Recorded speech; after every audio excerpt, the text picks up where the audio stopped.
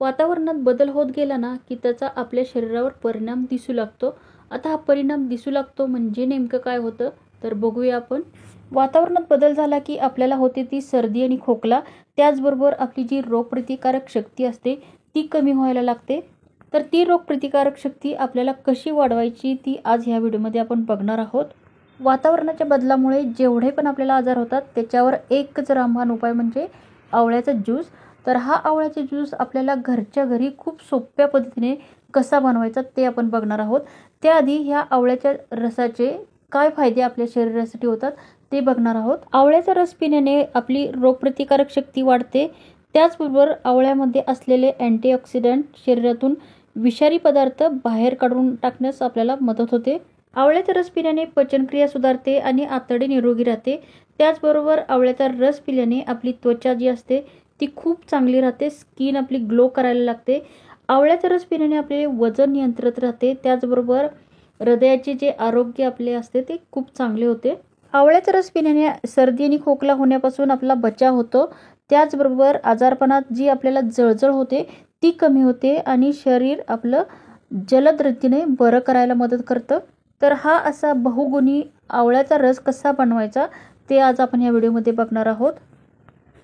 आवळ्याचा रस किंवा आवळ्याचा ज्यूस बनवण्यासाठी आपल्याला ऑब्व्हियसली पाहिजे आहेत आवळे. तर हे आवळे मार्केटमधून आणताना आपल्याला फ्रेश आणि ताजे आवळे आणायचे आहेत. काही वेळेला काय होतं ना की मार्केटमध्ये आवळे 2-4 दिवसापूर्वीचे असतात, त्यामुळं आवळे फ्रेश आणि ताजे दिसत नाहीत. तर घेताना आपल्याला निवडताना आवळे अगदी फ्रेश आणि ताजेच घ्यायचे आहेत आणि आपल्याला आवळे स्वच्छ पाण्यानं धुवून घ्यायचे आहेत आणि अशा प्रकारे कट द्यायचा आहे जसे की मी व्हिडिओमध्ये देत आहे. संपूर्ण आवळ्याला आपल्याला थोड्या थोड्या अंतरावर असे कट द्यायचे आहेत. तर आवळ्याला ऑलरेडी रेष असती तर त्या रेषेवरच आपल्याला हे कट द्यायचं आहे आणि आवळ्याचे असे छोटे छोटे तुकडे करून घ्यायचे आहेत. तुम्हाला जेवढ्या आवळ्यांचा ज्यूस बनवायचा आहे तेवढे सगळे आवळे अशा रीतीने पीसमध्ये कट करून घ्यायचे आहेत आणि त्यामधलं जे बी आहे ते टाकून द्यायचं आहे. बी आपल्याला वापरायचं नाही. आवळ्याचे अशा रीतीने पीस करून तुम्ही उन्हामध्ये वाळवून त्याची पावडर जरी केली तरी चालू शकतं. तर अशा पद्धतीने मी इथं आवळ्याचे असे पीस केलेले आहेत आणि तुम्ही बघू शकता असं जे बी आहे ते आपल्याला टाकून द्यायचं आहे. बी आपल्याला ज्यूसमध्ये वापरायचं नाही. तर अशा पद्धतीने सगळ्या आवळ्याचे असे कट करून पीस करून घ्यायचे आहेत.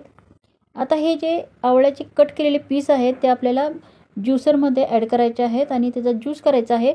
तर त्यासाठी अशा पद्धतीने आवळ्याचे जे पीस आहे ते ॲड करायचे आहेत. त्याच्यानंतर आपल्याला घ्यायचा आहे कढीपत्ता. तर स्वच्छ हा कढीपत्ता आपल्याला धुवून घ्यायचा आहे आणि त्याची जी पानं आहेत ती आपल्याला ह्यामध्ये ॲड करायची आहेत. कढीपत्तासुद्धा आपल्या आरोग्यासाठी खूप चांगला असतो. तर हा आवळा आणि कढीपत्त्याचा ज्यूस आपण आपल्या केसांच्या वाढीसाठी सुद्धा पिऊ शकतो, वापरू शकतो. तुमचे केस जर गळत असतील किंवा केसामध्ये डॅन्ड्रफ झाला असेल तर त्यासाठी हा आवळ्याचा ज्यूस अतिउत्तम आहे. त्याचबरोबर जर तुमची केस अकाली पांढरी झाली असतील तर हा आवळ्याचा ज्यूस तुम्ही नियमितपणे सेवन करू शकता. तर आता ह्यामध्ये मी आवळ्याचे पीस ॲड केले होते, कढीपत्ता ॲड केला होता. तर तुम्हाला जेवढं लागतं तेवढं पाणी तुम्हाला ॲड करायचं आहे. म्हणजे जेवढा तुम्हाला आवळ्याचा ज्यूस प्यायचा आहे तेवढं पाणी ॲड करायचं आहे. आता हे सर्व आपण मिक्सरमधून फिरवून घेतलेलं आहे. आता हे जे ज्यूस आहे आपल्याला गाळून घ्यायचं आहे. तर अशा रीतीने आपला तयार झालेला आहे बहुगुणी आवळ्याचा रस म्हणजेच आवळ्याचा ज्यूस. हा आवळ्याचा रस आपल्याला स्टोअर बिलकुल नाही करायचा, ताजाच करून आपल्याला प्यायचा आहे. जर तुम्ही ताजा करून पिला तर अतिउत्तम आहे.